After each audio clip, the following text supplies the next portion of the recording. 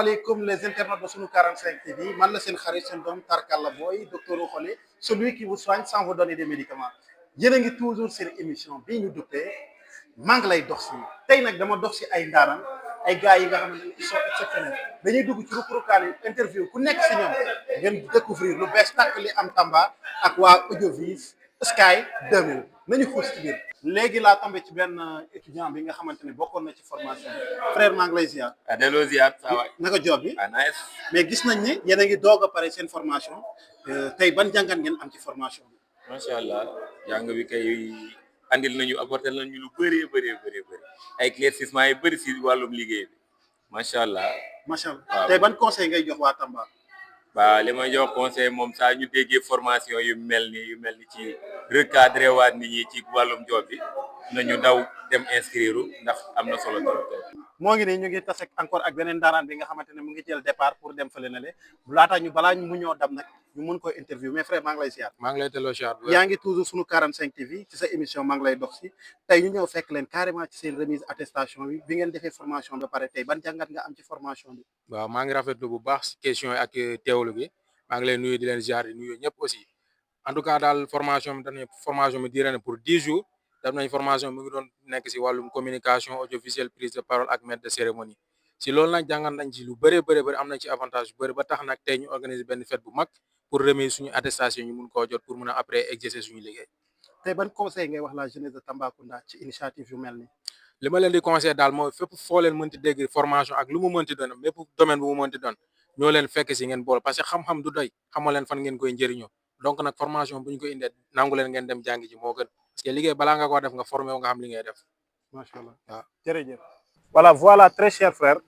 voilà merci beaucoup les internautes de Sunu 45 TV ñu ngi nii buntu conseil départemental ñu taseek benn étudiant bi nga xamante ne mu ngi woon ci formation Sky Audiovis 2000 moom it aussi tamit du ñàkk ay témoignages yu muy def frère maa ngi lay ziar. Tarkalla ñu ngi delloo ziar. naka yi tey. sant alhamdulilah. noo leen dundee tey formation bi. formation bi am mbégte bu mag lañ ci am. di sant bu baax di gërëm suñu formateurs yi ak suñu porteur de projet muy teew. dund nañ ko si anam bu neex très sincèrement ba tey jii suñu remise des attestations mu nar a nekk fët bu am solo. tey lan ngay wax monsieur Faye ak madame Faye ak Théo aussi. non ñooñu amuñu seen fay très sincèrement pour wax dëgg rek nit bu lay jox savoir kooku amoo fayam sant ko di ko gërëm di ko ñaanal yàlla suñu borom mu gën ko dëgëral ba li ñu bëgg dans l' avenir suñu borom defal na surtout Théo le porteur du projet il n'a aménagé aucun effort pour la réussite de cet événement très sincèrement et nous sommes à la fin de cet événement et ñu ngi koy ñaanal suñu borom yàlla na ko yàlla fay. yow en tant que étudiant ban expérience wala lan moo la pousse ba yow tey ji nga ñëw def formation bi. formation bi audiovisuel dafa am ay pàcc yu bëri yu nekk ci biir am na communication surtout lu ëpp solo communication ak prise en parole publique boo taxawee ci kanam caméra yaa ngi tàkk te loolu ñëpp amuñu fit def ko te ndaw yi ñi ñëw may la formation boobu gratuitement pour juste 2 semaines je pense que ni ak nu mu mën a xat war nañ def loolu te communication dafa baax ci société. boo xamee da ngay wax ak noo xamee da ngay taxawee rek ci société bi dina la njëriñ bu baax a baax. macha allah am mbégte ak contentement boo leen déggee wax yi tey lan ngay wax la jeunesse de Tamba. la jeunesse de Tambacounda dama leen ne nañ dem formé wu rek formation kenn amul njëgam loo ko jëndee rek jar na ko waaw surtout loo xam ne c'est gratuit jeunesse bi lañ ko jagleel il fallait que ñëpp dem formé wu expérience nga siy gagné rek ak connaissance je pense que ni loolu moo ëpp solo te da lay ubbil bunt yu bëri dans l'avenir aussi. merci beaucoup am mbégte ak contentement yéen a ngi toujours ak seen xarit seen doom Tarkalla Boy docteur Okhole ñu xuusaat dem ci biir gisaat yeneen étudiant dama ñëw ba fii maa ngi bëggoon a dugg ci biir dajeeg DJ Fall DJ bi nga xamante ne kenn dootu ko présenté ci biir Tamba ndax seen yi ak yeneen affaire gars yi ni ki ràññee nañu xar kanam gi mais DJ Fall nu mu demee. ça va bien maa ngi lay siyaar Tarkalla Boy. yaa ngi cool. maa ngi cool baax a baax mais DJ Fall yow un DJ bi nga xamante ne international lay wax. nga dem ci plateau bu nekk scène bu nekk xam nga diriger régie yu nekk tey ban importance nga gis ci formation ba tey ji nga daw nga ñëw def formation. waaw Tarkalla posé nga ma question bi nga xam ni maa ngi doon xaar ku ma koy posé boo gisee ma ñëw ci formation bi c'est vrai que maa ngi ci domaine animation mais lépp loo gis rek du question de da nga am talent rek da nga ko war a wone mais boo amul diplôme jàngoo ko exercer woo ko doo ko mën a nit ñi duñ la si mën a remarquer quoi mais tey comme jàng nañ ko tey ba yàlla dogal ñu am suñu diplôme dañ koy sant yàlla léegi génn nañ ci amateurisme léegi ay professionnel lañ. macha allah dégg ngeen loolu noonu ci professionnalisme lay wax léegi nag expérience bi nga am ni ban conseil ngay jox jeunesse bi nga xamante ne ñu ngi sa ginnaaw ñu ngi suivre li ngay suivre. waaw di ko wax sama gars yi rek comme ni ma amee woon di ko wax man bi may commencé booy laa woon quoi mais fekk naa fi ay grands yi nga xam ni kenn du leen seen expérience kenn du ko werante mais damaa ñëw prouver wane sama bopp donc ñooñu nekk sama ginnaaw ñu nekk samay frères ñu tolloog man génération bu ñu bàyyi quoi parce que même bu dee am nañ talent mais nañ dem jàngi formation jot seen diplôme ndax ñu mën a exercer quoi. macha allah lan mooy sa mot de la fin. maa ngi nuyu waa Sky Audiovis di nuyu porteur de projet bi monsieur Théo. voilà grâce à ñoom ñoo tax tey ñun ñu mën a def formation tey ba ñu mën a nekk professionnel maintenant xam nga léegi moom dañu naan alhamdulilah comme léegi moom du ñu ay amateur léegi voilà.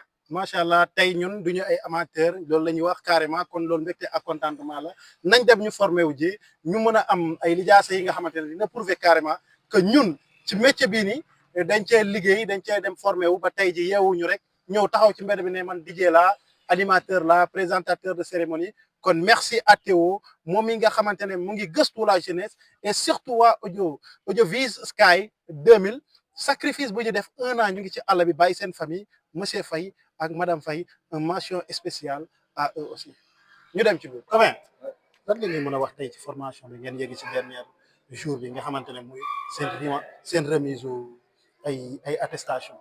bon ñooy nuyu ñëpp seen tur ak seen sant bon formation bi dafa nekk formation bu xam ne bu am njëriñ la en communication la lay jàng prise de parole et cetera te formation bi c'est très important xanaa kay dina formation bi su amaatee na gars yi génn ñëw fekk si defar seen jukko raxasaat defar la incha allah.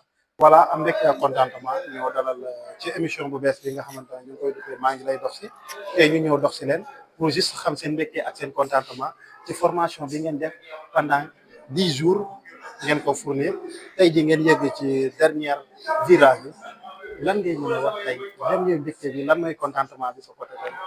salaamaaleykum wa rahmatulah di leen di nuyu di leen ziar di leen jox seen wàccuwaay di nuyu monsieur ak madame Faye di leen remercier bu baax ak monsieur Théo ci formation bi xanaa di leen ne kontaan nañu yal na leen yàlla defal jàmm ak salaam. macha allah macha allah kon dégg ngeen loolu ay ñaan la tëjee moom carrément am na mbégte ak contentement bi nga xamante ne ci formateurs yi nga xamante ne formé nañ leen pendant 10 jours laay wax kon loolu noonu mbégte la contentement.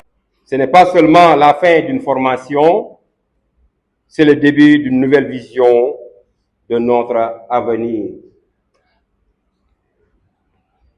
Avant cette formation, beaucoup d'entre nous parlaient, mais ne savaient pas toujours communiquer.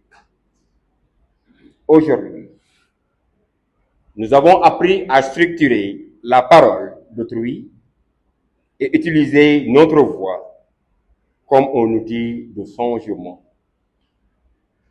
Je tiens à remercier très sincèrement le porteur du projet pour son engagement, son abnégation et sa volonté de faire quelque chose de concret pour la jeunesse de Tambacounda.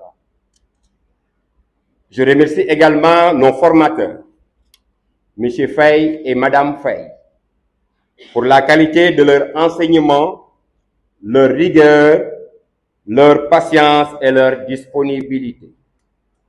Merci à notre parrain, aux autorités locales et surtout à nos parents qui nous ont soutenus moralement et parfois financièrement pour que nous puissions suivre cette formation. Chers camarades, je vous félicite. Nous avons tenu pendant 10 jours, malgré la chaleur, la fatigue et parfois les difficultés. Cela prouve que nous sommes capables de persévérer, de nous discipliner et de réussir. Engageons-nous à utiliser ce que nous avons appris pour servir notre communauté, valoriser notre région et honorer ceux qui ont cru en nous. Je vous remercie de votre aimable attention. Monsieur le porteur du projet, chers formateurs, chers enfants, chers invités, je prends la parole aujourd'hui non seulement en tant que récipiendaire, mais aussi en tant qu'aîné, en tant que père et en tant que témoin de plusieurs générations. À 60 ans, on pense souvent qu'il est trop tard pour apprendre. Mais cette formation nous a prouvé que le savoir n'a pas d'âge et que la communication est un outil utile à toutes les étapes de la vie. Je tiens à remercier très respectueusement Monsieur le Président du Conseil départemental de Tambacounda pour son soutien à cette noble initiative. Je remercie profondément le porteur du projet pour sa volonté, son courage et son amour pour la jeunesse et pour la communauté. Je salue avec admiration le travail de M. Faye et Mme Faye, qui ont su nous enseigner avec patience, respect et humanité. Chers enfants, chers jeunes récipiendaires, je vous félicite. Continuez sur cette lancée. Maintenez le cap, car la parole bien utilisée peut éviter les conflits, construire des ponts et ouvrir des portes. Je vous encourage à rester humble, discipliné et engagé. N'oubliez jamais que l'avenir se construit avec le respect, le travail et la foi. Je vous remercie de votre aimable attention. Mesdames et messieurs, autorités administratives et territoriales, Monsieur le Président du Conseil départemental de Tambacounda, Monsieur le parrain de la formation, chers formateurs, chers récipiendaires, chers parents, chers invités, c'est avec émotion profonde et une immense fierté que je prends la parole aujourd'hui pour clôturer cette belle session de formation à Tambacounda. Quand nous avons lancé ce programme, ce n'était pas pour organiser une simple atelier, mais pour poser un acte fort, un acte utile, un acte durable pour la jeunesse de cette région. Je suis animé par une conviction profonde. La jeunesse de Tambacounda mérite les mêmes opportunités que partout ailleurs au Sénégal. Durant ces 10 jours, j'ai vu des jeunes motivés, ponctuels, disciplinés, avides de savoir et surtout déterminés à transformer leur avenir par la communication, l'animation, la prise de parole et le métier de maître de cérémonie. Je tiens à exprimer ma profonde gratitude à Monsieur le Président du Conseil départemental de Tambacounda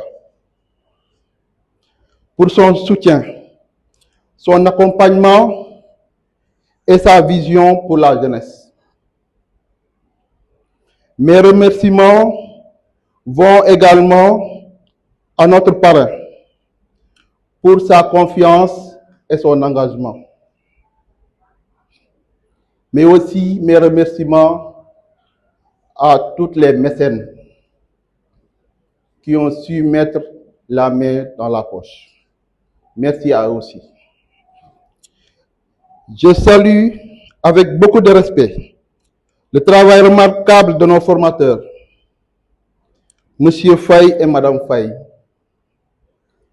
qui ont abattu un travail exceptionnel avec professionnalisme, patience et amour du métier.